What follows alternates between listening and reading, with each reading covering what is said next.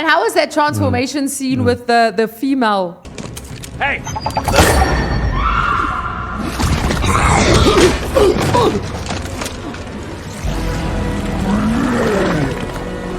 Big mistake. Sony owns the right to certain Marvel characters. Go Sony. The CG on the film's very good. Like, I thought the CG was very good. That was crazy. You know, there was that family that drove in that like van. No. The dad. So that actor was actually the dude in Notting Hill, the friend in Notting Hill, the roommate, right, weird roommate. Just incidentally, why are you wearing that? Combination of factors, really. No clean clothes. There never will be, unless you actually clean your clothes. Right. Vicious circle. Yeah. And I was like rooting around in your things, and I found this, and I thought, cool. Some cool sound design. A very cool sound design. This is Major Tom to ground control. I'm stepping through the door. And I'm floating in a most peculiar way. What if? There's one man that I really miss, Michael Bay. Ready, and fire!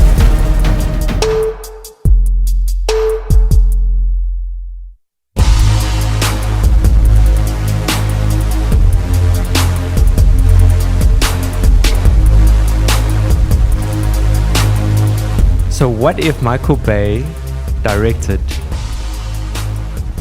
I'm gonna add on to your what if. So my what if is gonna add on to your what if. Good, right? good. So what if the next Venom film, Michael Bay directed it, Right. and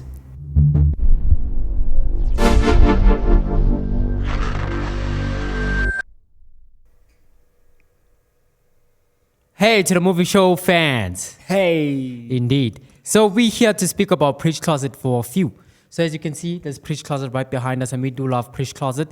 And you will love it as well, because what we're about to bring up is special to y'all. Dedicated to just the movie show. Yeah. Watchers out there in the world. Uh-huh. Yes. Yes. So we're gonna be having a challenge for y'all, and this challenge is gonna be a series of numbers distributed. Yes, so as you're watching the movie show, there will be a series of numbers that are going to pop up in Every random minute. parts of the Yeah, show. sure, Yes, yeah, random yeah. parts of the show. So as you're watching the movie show, as Yes. you're watching Session Ryan, We'll reveal do a the number. most and tell you guys about the movies. There'll be numbers that are going to show up. And if you put those numbers together at the end of the show, you will have a special, an amazing Wow. discount code. Yes, a discount code, a 10% discount code for any purchase in Preach Closet. So do make sure that you watch throughout the show. You'll have the codes, and yes, you'll be able to make that purchase with the 10% decrease. 10% discount. Discount. That's So you the can word. watch movies Uh-huh. in style. Yes, cinema in style. Yes.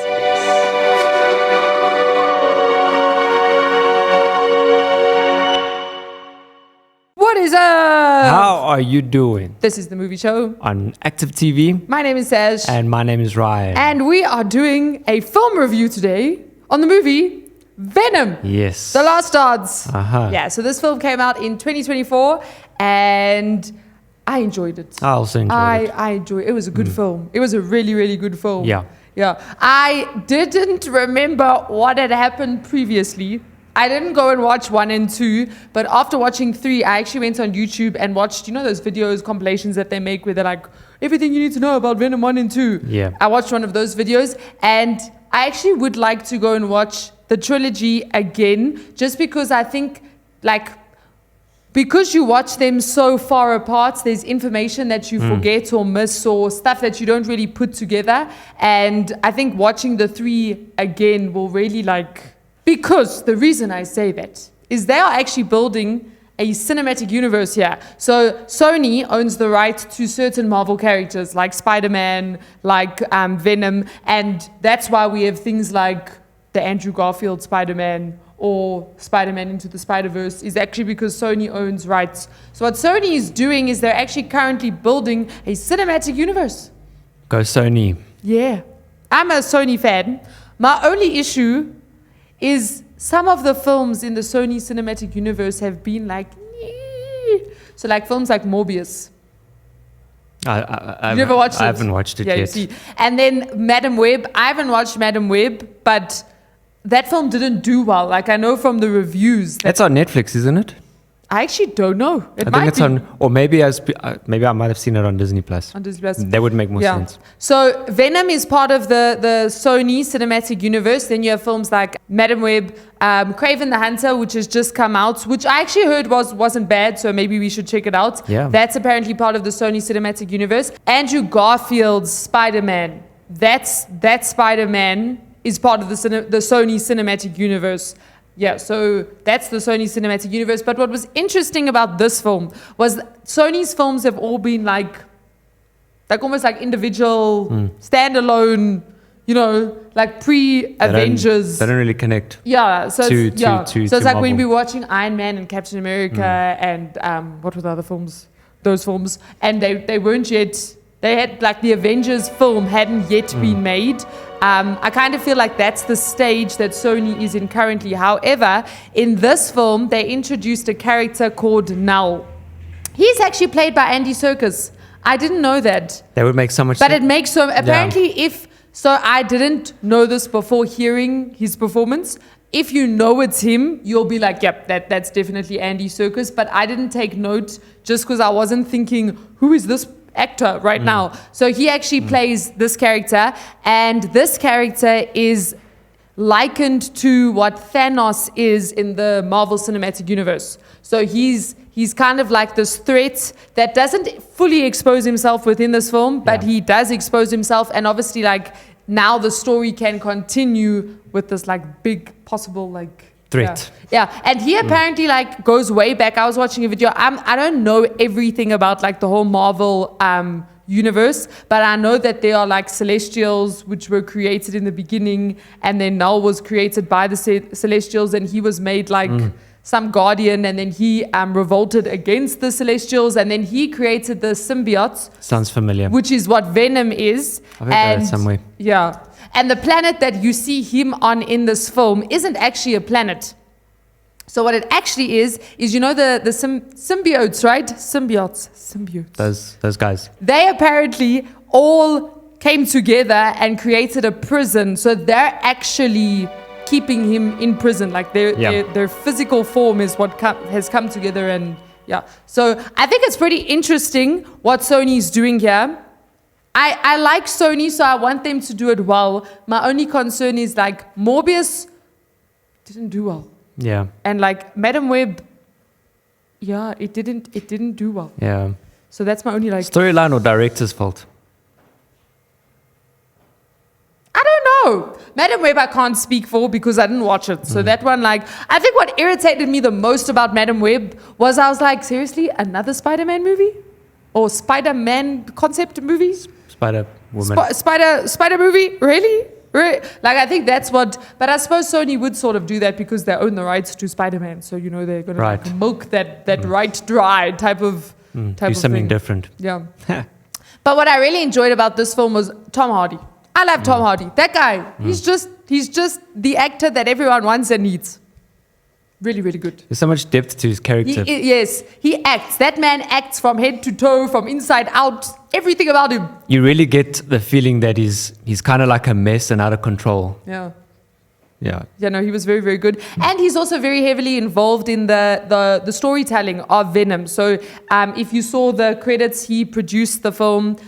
He, in fact, even came up with the ending scene when he goes to Lady Liberty and says, "I'll never forget you, buddy." Like that was... He's heavily involved, not just in the acting, but actually in like the production and the storytelling of this character. So... He did a good job. Andy Serkis, who directed the second Venom film, didn't return to direct this one.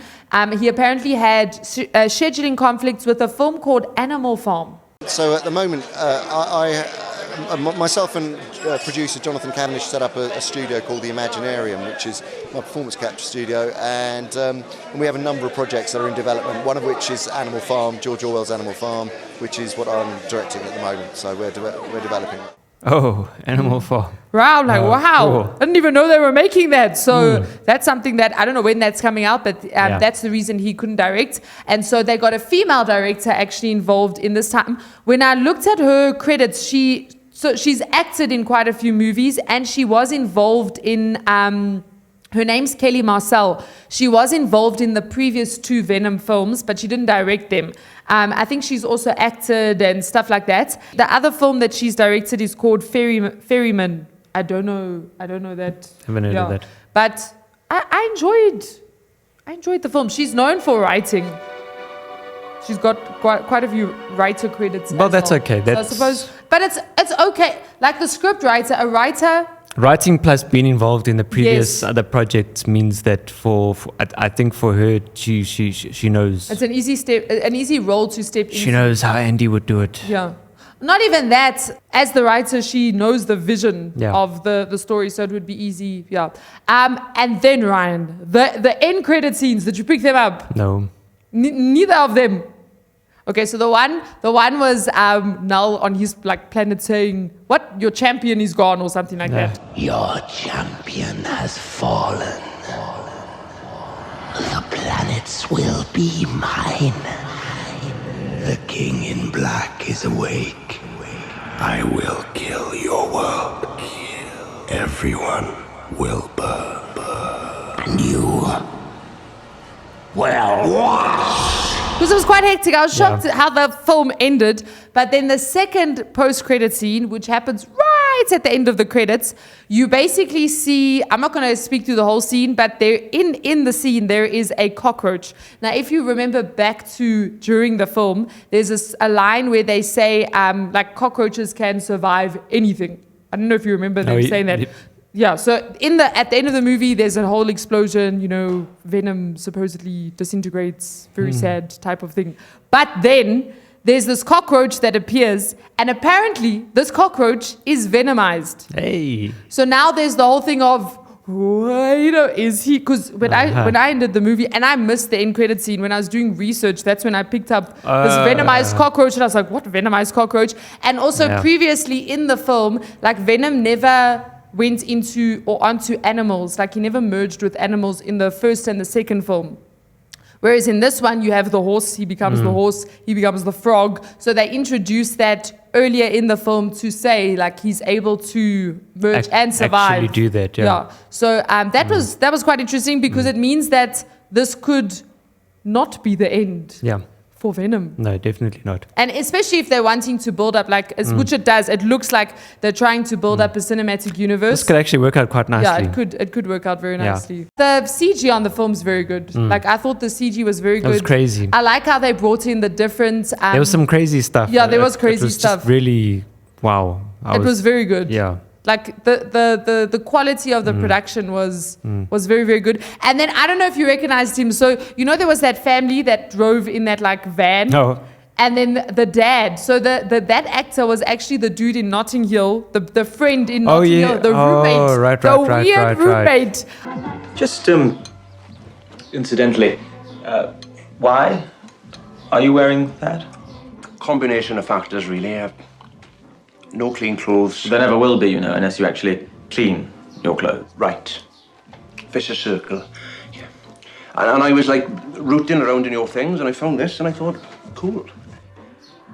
I was laughing. I was like, wow, look at him. He came back. Especially when he was like, aliens suck. That finished me. I was like, let's name the movie show that Aliens Suck. After being so excited for Area 51. And then... yeah, aliens suck. I think he did a very good job. And then I thought this was very interesting. So Venom's voice, you can hear Tom Hardy. So Tom Hardy does the character Eddie, but he also voices... I remember the first Venom or the second Venom, we actually spoke about the fact that Tom Hardy was... which is crazy. Yeah. And a lot of the stuff he'll improv as well, which is also crazy. His voice was actually a combination of 3 different things. So the first thing is Hardy's performance. Then there's also low frequency bass effects, which they've added.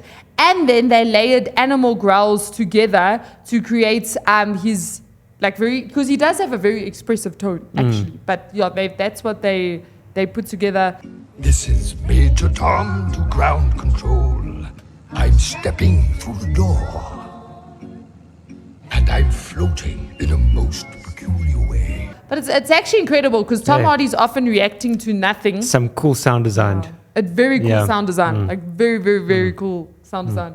I enjoyed the creativity of some of the like especially like the military, and especially I mean seeing some actual Venom in certain environments and stuff Yeah, like that, yeah. which is quite interesting for me. So And how was that transformation scene with the female? Hey!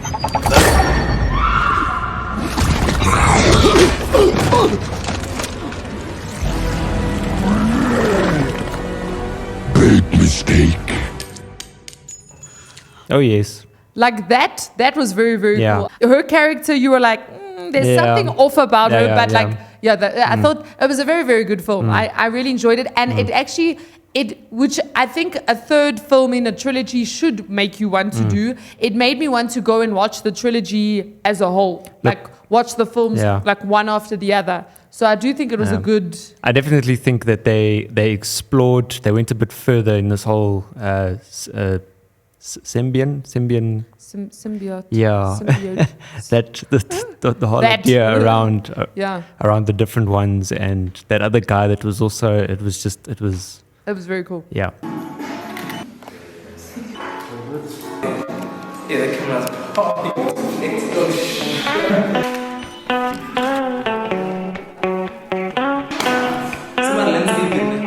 My God, are we falling through the cracks too long? Till we see the back of sunset? My God, we got her dancing with the past, but nobody knows. I never wanna be those people. I wanna see the world keep turning round. I never wanna be those people now. We gon' fly to the moon. And my heart a balloon. Tonight, yeah, yeah. We gon' sit on the moon. And my heart a balloon. Tonight, yeah, yeah, yeah.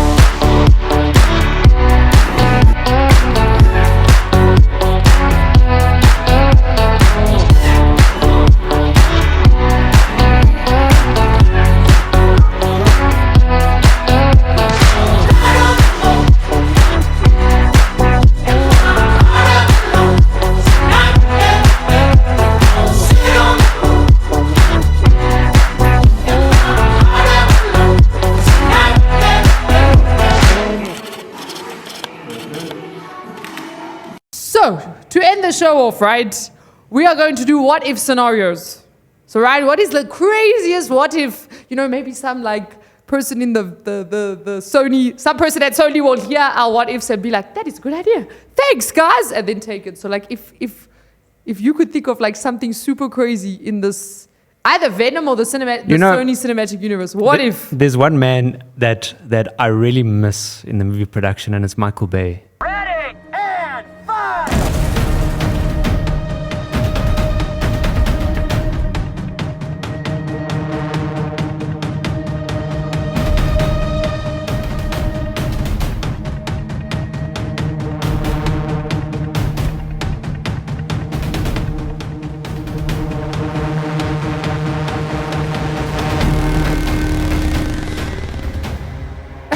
So what if Michael Bay directed Like the Avenger version of Sony.